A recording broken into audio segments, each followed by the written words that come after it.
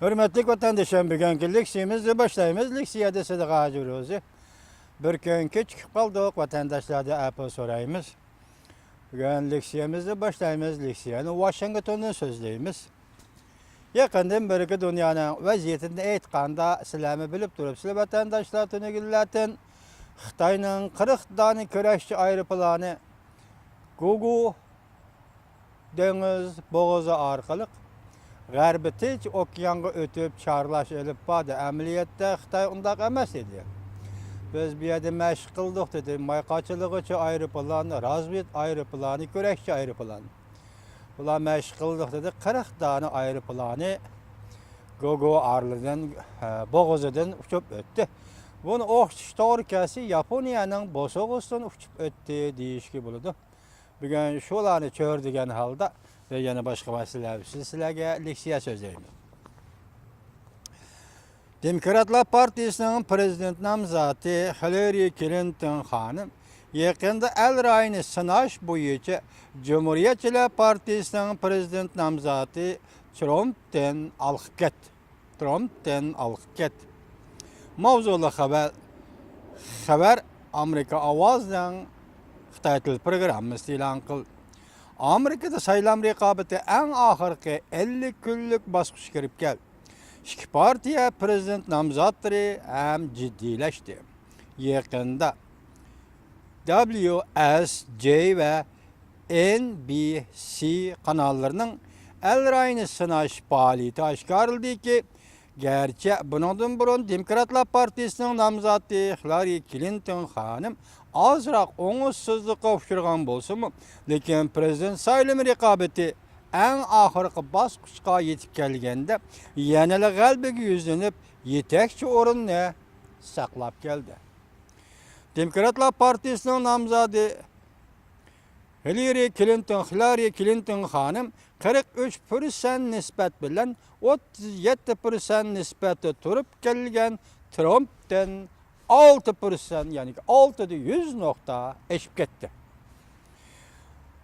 Bu yıl Jurnal NBC tunji qatim bilet tashlashi mumkin bo'lgan saylovchilarning fikrini halqiliq o'ringa qo'ydi. Barliq tizimlatgan saylovchilarning ichida Hillary Clinton xonim keng ko'lamlik qisman qo'llash nisbati ko'rsatma xarakterlik saylash mumkin bo'lgan saylovchilarning nisbatida 500 noktada eşip chiqdi. El Ray isbotladi Hillary Clinton xonimning yetakchi o'rinda turish vaziyati Trumpning yetarsizdigi ro'shan selektormi bo'lib ko'z chaqnatdi. Ma'lum ma'noda aytganda Cumhuriyetçiler prezidenti nomzodi Cumhuriyetçilerden prezident nomzodi saylam raqobat manzarasi Hillary Clinton xonimga solishtirganda nomzodining saylam raqobat manzarasini Hillary Clinton xonimga solishtirganda xiralashib qoldi.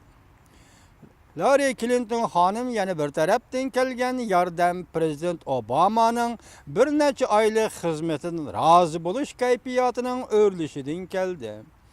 İki partiya nomzodlarining raqobati orba tog'dan o'tgandek bo'ldi. Saylam raqobatining oxirgi natijasidan qaraganda saylam mushkatimda muqimlashdimi qandaq? Yuqorqi el rayi sinash 9-oyning 16-kundan 19-kunigacha o'tkazilgan edi. Demokratlar Partiyasining kuzatuvchi mutaxassisi Brett Young mundaq ko'rsatdi. Trump'ning saylam raqobat yo'li uning ayollar to'g'risida, ko'chmanlar va musulmonlar to'g'risida e'lon qilgan so'zlarining to'sqinligiga o'xshaydi.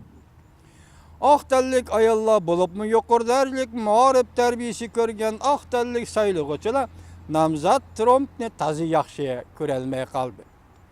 Ko'plagan saylovchilarga nisbatan aytganda Hillary Clinton xonimga prezident bo'lib Amerikaga ba'zi o'zgarishlarni elib kelishini umid qiladi.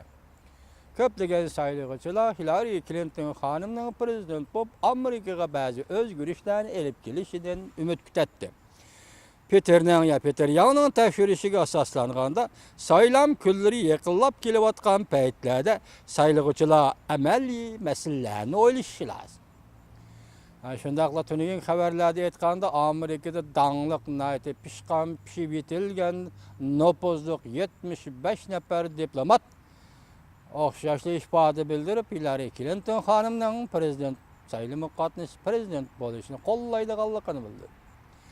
Tünügüllərdən bu iki prezident namzatları televiziyada nutq sözledi, münazara qilishdi. Biz də ulardan xəbər tapanmadıq.